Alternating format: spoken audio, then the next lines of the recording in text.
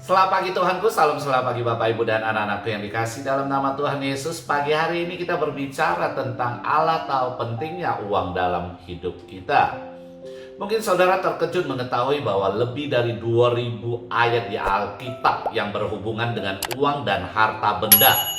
Jika ayat itu dikelompokkan ke topik-topik tertentu, maka akan memperlihatkan betapa bedanya ekonomi Allah dan ekonomi dunia. Allah tahu pentingnya uang dalam hidup kita.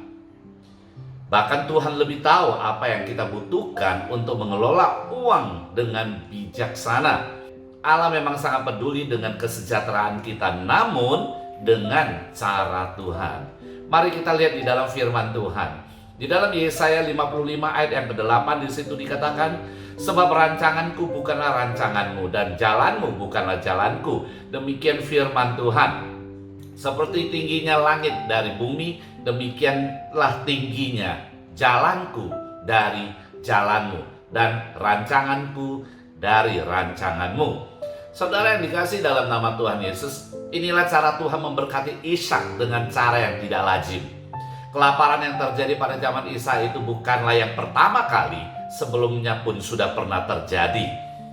Ketika laparan itu terjadi, tentu Isa pun merasa bingung, cemas atau khawatir seperti yang dialami oleh kebanyakan orang pada umumnya.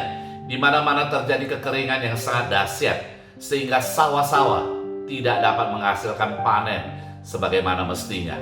Ishak mengalami paceklik, begitu juga orang-orang lainnya pada masa itu.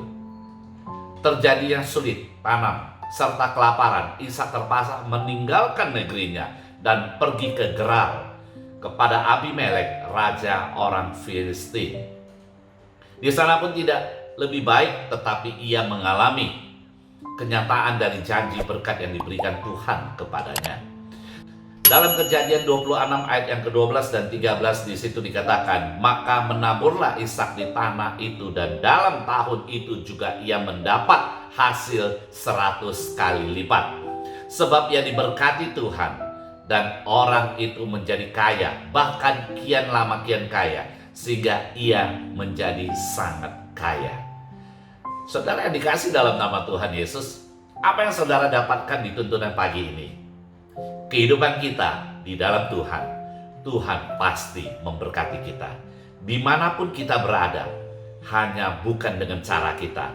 Tuhan berkata, tunggu sebentar, sabar, tekun, pindah ke arah lain. Bila kita tetap mengikuti tuntunan Tuhan, selalu ada hal baik yang terjadi dalam kehidupan kita. Allah yang disembah Abraham, Ishak dan Yakub sama dengan Allah yang kita sembah. Tuhan pasti bisa memberkati kita. Haleluya. Mari kita berdoa. Terima kasih Tuhan, Engkau yang telah memberkati kami dan kami percaya Tuhan, pada pagi hari ini kami akan melakukan tugas kami. Kiranya Tuhan berkati tangan kami berkarya, ada keberhasilan dan keberuntungan. Berkati tangan kami waktu berusaha dalam bisnis, pasti ada keberhasilan dan keberuntungan. Terima kasih Tuhan, makasih hanya di dalam nama Tuhan Yesus kami berdoa dan kami percaya di dalam kehidupan kelimpahan. Mari kita sama-sama katakan, amin.